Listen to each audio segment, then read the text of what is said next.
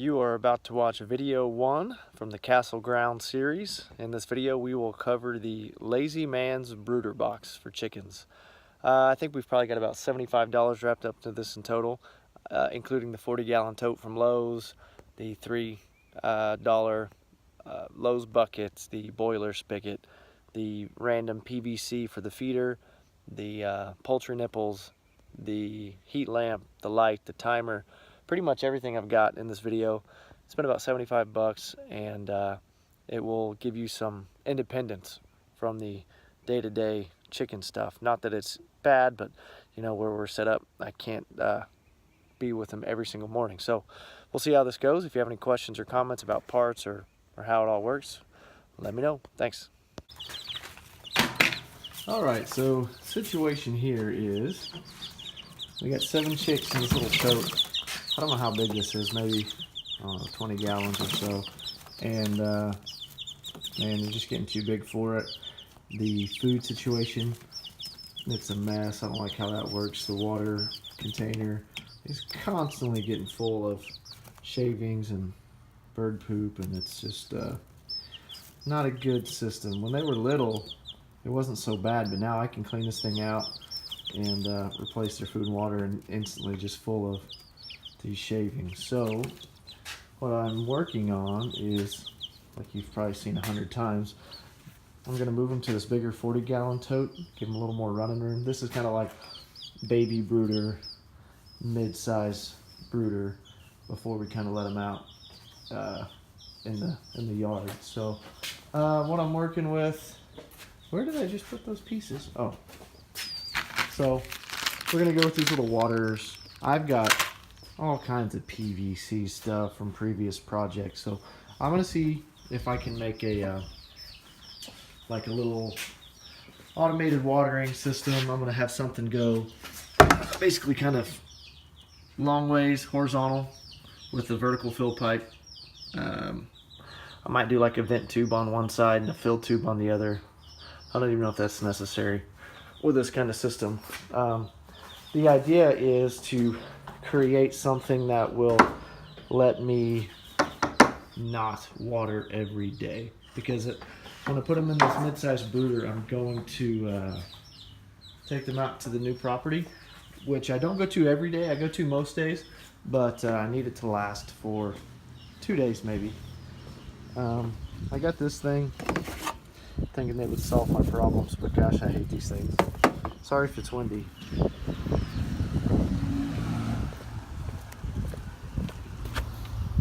Alright, grab the feed pipe I made.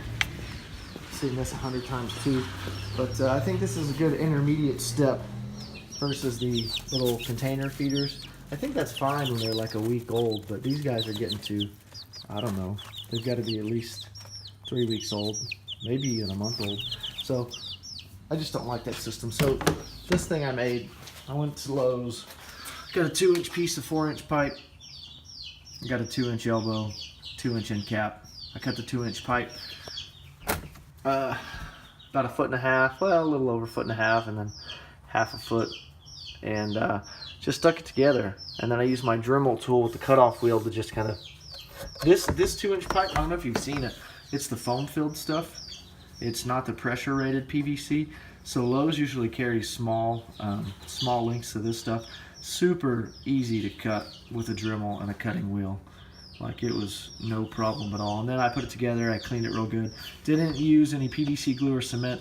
If you push these things together hard enough, they're not going to come apart. Especially not just sitting here with nothing in them but feed. So the idea is I'm going to fill it up with feed. I'm almost positive, hello Landroid, his name's Jose. I'm almost positive that I can get at least 2 to 3 days, probably 4 days worth of food in that thing. So I don't have to visit that guy all the time. So 4 days worth of food, a few days worth of water, and big enough to where I don't need to change the bedding constantly. So that's the plan. I'm going to start on this. So it's going to be, I'm going to have, I need to pan out, sorry. This thing's going to be all in your face. So imagine that's going to go horizontal. I'm going to have these guys spread out 1, 2, 3, 4. I have a vertical pipe coming out like this, for either the supply line or the vent pipe, and then one on the other side too, so I'll probably cut this guy in half. Now the trick, what I don't know yet, is what I'm going to put on top, what kind of reservoir I'm going to use. I've toyed around with the idea of connecting a water hose and just letting the water hose on low pressure just keep that thing filled, but that scares me. I can imagine if I could be gone for 2 days and one of these things pops out and I just fill this brood box full of water and I come back to a pool of dead chickens. So I don't think I'm going to do that. I'm going to try to rig up some sort of tank, 2 or 3 gallon tank to put over this. So I'll be right back. All right, so I took my horizontal pipe that I was going to put these, what do they call these? Chicken nipples? Yeah, water nipples, whatever. So I took my pipe, put it in the vise. It needs a 3/8 inch bit, so you know I didn't even measure. It doesn't really matter, I don't think, but you can be as precise as you want to be. So about these, the instructions say, they tell you need a 3/8 bit. They also say if you want, where to say, to ensure water tightness, plumber's tape may be used. I went ahead and put on just one single wrap of plumber's tape. I had it lying around, and why not? So I've seen people do this and not use tape and they not leak, and then I've seen some people say that they put them on and they leak it first and then they stop leaking. So I'm not sure. One to point out, these have a little rubber O-ring on them, so you might want to make sure yours are there. One thing I also wanted to mention that you might want to look for, so I've just got this multi-tool to tighten it. All my wrenches are at the other place. So wanted to point out that I think I would suggest just tightening these until you see that rubber gasket start to compress. Notice that it started to blow out on the side there, so I wanted to show that to you. I think I over tightened it, so I'm going to back that off just a little bit. I don't know if I'm going to be able to keep this focused or not. Back this off until you stop distorting the shape of that rubber gasket. See, now it's more uniform.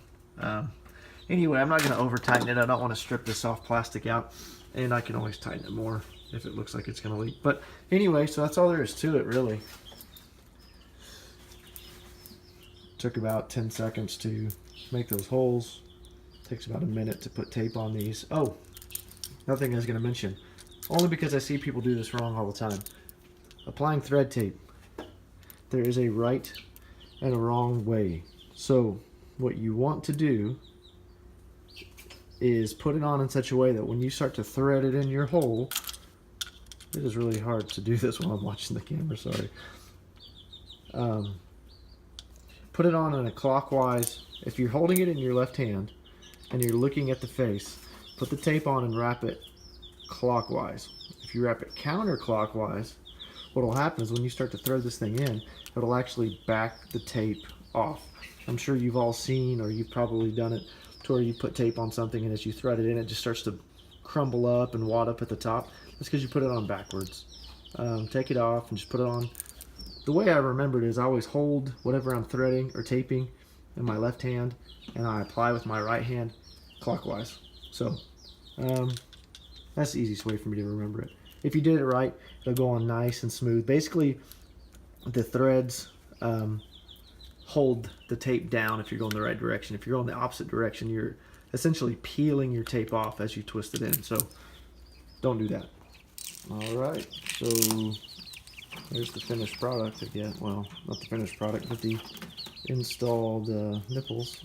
Kind of see good penetration. Those tapped in really easy. You could probably get those to seat, probably just hand tight, but it doesn't take much. You just want to be careful since it's such soft plastic. But anyway, so I guess that was the hard part. Well, we'll see. Still got to figure out the reservoir. So there we go. Okay, so here it is. Not much to it. I've got it filled with water right now, just kind of doing leak test. I made a mess, so I don't think that's from this thing. So I mean, It doesn't appear to be leaking anywhere. Notice I cemented this and I kind of got carried away and had a bunch of stuff oozing out, and that stuff they say is toxic, so I did my best to wipe it up. It looks kind of gross now. I don't think the chickens will be bothered by that. So what I recommend if you are going to cement this stuff together, don't put the cement on the smaller pipe. Put it in your connections. That way when you insert the pipe, it pushes the excess in, not out. So that way, just in case your chickens do peck at that stuff. I don't know if it's toxic once it's dried. I don't even know if they can really get into that stuff once it's dried, because it gets really firm, but better safe than sorry. So here it is. Now I'm just going to, and you can kind of, I'll step back. So that's full all the way. Even these connections that are just dry fitted aren't leaking, but that's because they're at the top. So who knows what will happen. So anyway, I'm going to take that and I'm just going to zip tie it to the side of this thing. We'll try it out. Notice though, one thing I wanted to mention, I didn't put the nozzle pointed straight down like I see a lot of times. Since this is going to be mounted to the wall and there's not going to be a good way for them to get under it, I kind of put them at an angle, and I don't know if that's even recommended. I don't know if there's a point. That looked like it might have been leaking. I don't know if there's a point where it's not functional at, you know, at what degree. Like maybe if it's at a complete 90, maybe these things have to be oriented in such a way for them to not leak. I don't know. So they seem to be doing okay like it is. I'll test it out and let you know how it goes. Alright, version 1 is finished. Made a little frame, nothing to it, just cut it to the size of the lid you want. Stapled some chicken wire to it. Cut a hole for the feed tube to come out of. They still have the problem of kicking shavings into it. I don't know if that's going to be problematic, if they can pick around it, not sure. Water feeder. As soon as we stuck that in there, they started tapping at it, and it's been in there for about 20 minutes now, and they got it figured out. There was no learning process involved. They immediately took to it. So put some wood underneath there because it does drip a little bit as they try to use it. So it's not clean, it's not dry, kind of like I was hoping it would be, but it's better than nothing. And like I said, I was going to zip tie it, but I just bungeed it to the lid, because after I said I was going to zip tie it, I realized that I've got to be able to pull this stuff in and out to clean it. So I didn't want anything permanent. That's all just sitting there, but it's holding up really well. I'm going to put the heat lamp, you know, right on top, probably off to one side. That way they can regulate their own temperature, and yeah, that's all there is to it. These kids are crazy. Okay, so this is second day, end of the second day since we kind of got this feeder set up. So it's kind of a follow-up, see how everything's working. Chickens are doing good. They seem to be okay. Like I said, this whole deal is to, you know, just increase the amount of time between waterings and feedings. MrJustinWheeler helped out here. So here's what we got set up. 5-gallon bucket water feeder. This guy's gonna have to come off. It's leaking. Someone got a little overzealous filling up. Hey, you told me to fill it up. It was my fault. Yeah. I didn't want to glue it because I didn't want it to be permanent. We're gonna take that off and just put a cap on it, seal it up, because this will hold enough water. And so that'll keep the chickens fed or watered. That's gonna keep them fed. We're just in the storage room to our guest house here, and we've got a light switch or a light bulb on a timer because it's going to be pretty dark in here, and pretty much all there is to it. Everything's working good. Hopefully they can go 2 or 3 days without being tended to. So yeah, 2 or 3 days. All right, we've got about 2 gallons in the bucket feeding into the tube, and this is slowly filling up. I went ahead and put a valve on the top there. I could have just capped it, but if you cap it, you'd have a problem getting flow all the way to the top. So I'll put a valve on there, and that way I can reuse this thing down the road if I want to scrap this project. You never know when you're gonna need a valve. So let's see how we're doing here on the bucket. No leaks on the boiler drain spigot. That's just got some silicone on both sides and sandwiched on the inside with the supplied plastic nut and washer combo piece. So, no leaks, everything looks good. I did find out, this is day 3 by the way, came back and there was some evidence of a bird that got out and was prancing around the top of this thing. But when I got here, all 7 birds were in the box. So I guess one jumped out of that opening and took a stroll and jumped back in. So not sure what that's about. Yeah, kind of weird. So I kind of expected the pressure in that tank or in that bucket to fill this to the top, but for whatever reason, I guess there's some pressure restrictions. So I'm going to go ahead and dump some more. Almost exactly 3 gallons of water to create enough hydrostatic pressure from that bucket to fill all the way to the top of this vertical fill tube. So went ahead, as soon as water hit the top, I went ahead and closed it. Now we've got we don't obviously need it open because it's got an open reservoir there. So we'll see how long 3 gallons of water lasts. I'm not going to be able to come out tomorrow, so it was important that I got this set up. We've got that pipe full of food. I really need to clean out this box. I'll probably do that before I leave. But anyway, the automated timer's working good. This guy right here, this is just a $4.97 piece from Lowe's. You set the time and then you click down the tabs that you want the light to be on. It's dummy proof. So I'm gonna go ahead and patch up this hole in case I have any more runaways.